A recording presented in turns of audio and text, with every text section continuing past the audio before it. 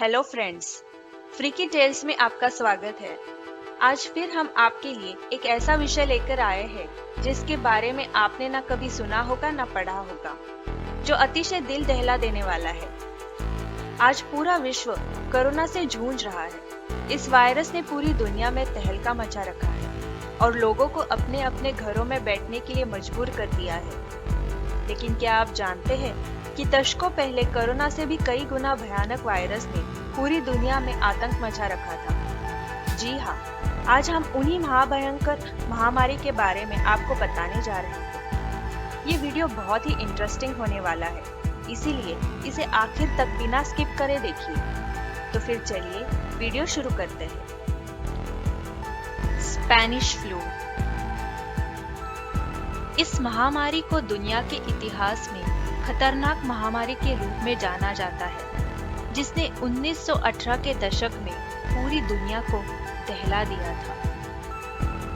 दुनिया भर में लगभग 50 करोड़ लोगों को संक्रमित किया, जो ग्रह की आबादी का लगभग 1/3 है, और अनुमानित 6 से 5 करोड़ पीड़ितों को मार डाला, जिसमें कुछ 6,75,000 अमेरिकी भी शामिल थे।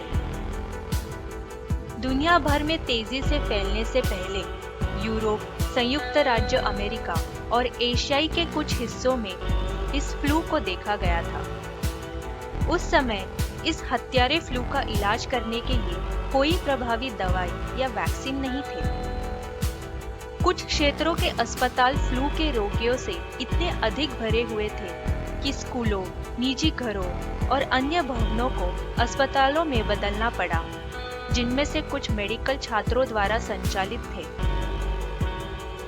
गवर्नमेंट ने प्रतिबंध लगाया, नागरिकों को मास्क पहनने के लिए कहा गया, स्कूल, चर्च और सिनेमा घरों सहित सार्वजनिक स्थानों को बंद करने का आदेश दिया। लोगों को हाथ मिलाने से बचने और घर के अंदर रहने की सलाह दी गई थी। नागरिकों को मास्क पहनने का आदेश दिया गया था। स्कूलों, थिएटरों और व्यवसायों को बंद कर दिया गया था। वायरस के घातक परिणामों को समाप्त करने से पहले शवों को शमशानों में ढेर कर दिया गया था। वास्तव में 1918 के फ्लू से अधिक अमेरिकी सैनिक युद्ध के दौरान युद्ध में मारे गए थे।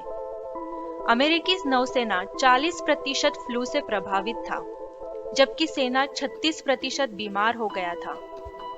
भीड़ भाड़ वाले जहाजों और ट्रेनों में दुनिया भर में घूम रहे सैनिकों ने हत्यारे वायरस को फैलाने में मदद की थी।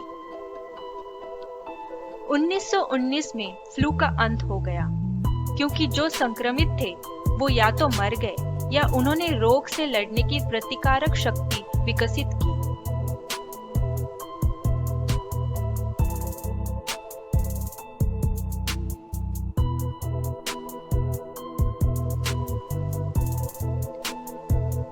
Black death. ब्लैक डेथ एक विनाशकारी महामारी थी जिसने 1300 के दशक के मध्य में यूरोप और एशिया को मारा था।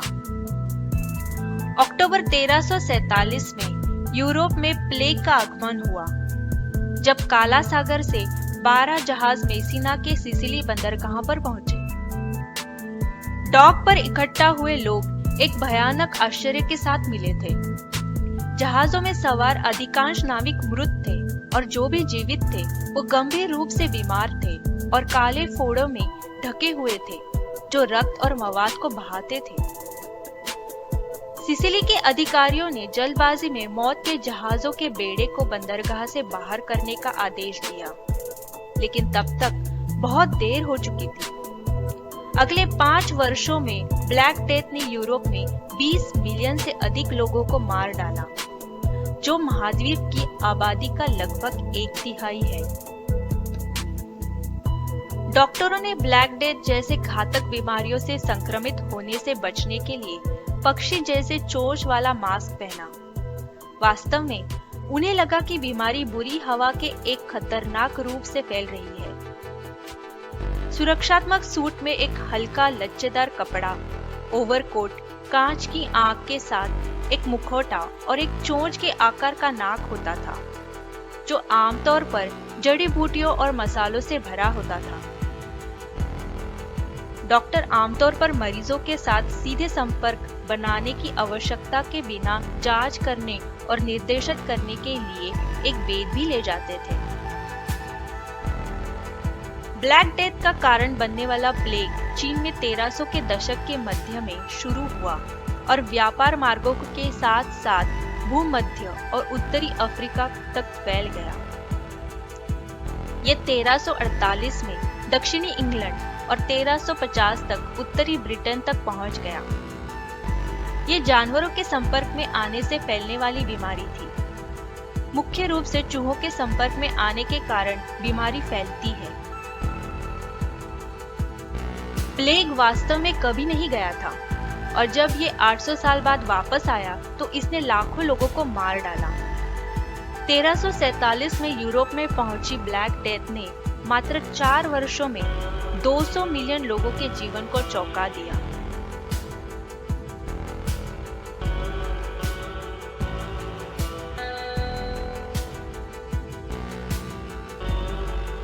Plague of Justinian. इस बीमारी का नाम उस समय के ब्रिजाटिन साम्राज्य के शासक सम्राट जस्टिनियन के नाम से पड़ा।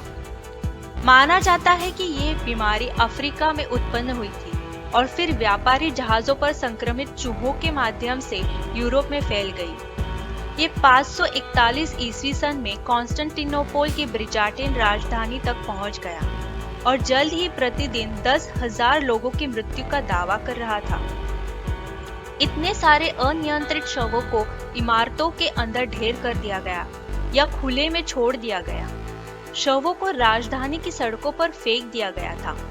सम्राट जस्टिनियन ने सैनिकों को शवों को नष्ट करने में सहायता करने का आदेश दिया।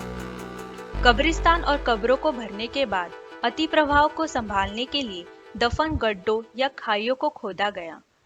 शवों को इमारतों में निपटाया गया और समुद्र में फेंक दिया गया और समुद्र में दफनाने के लिए नावों पर रखा गया। इससे सिर्फ मनुष्य प्रभावित नहीं थे, बिल्लियां और कुत्ते सहित सभी प्रकार के जानवर नष्ट हो गए और उचित विनाश की जरूरत थी। यह प्रकोप दुनिया में अगले 225 वर्ष तक जारी रहा। कॉन्स्टेंटिनोपल के निवासियों में लगभग 20 से 40% आबादी बीमारी से मर गई। इसके अलावा इस महामारी के कारण 25 से 50 मिलियन लोगों की संख्या के साथ दुनिया के लगभग 25% आबादी की मृत्यु हो गई। आपको ये कहानी कैसी लगी ये जरूर बताइए और नीचे दिए हुए कमेंट बॉक्स में आपके फीडबैक शेयर करें। इस चैनल से जुड़े रहने के लिए और आने वाली वीडियोस देखने के लिए सब्सक्राइब बटन पे क्लिक कीजिए।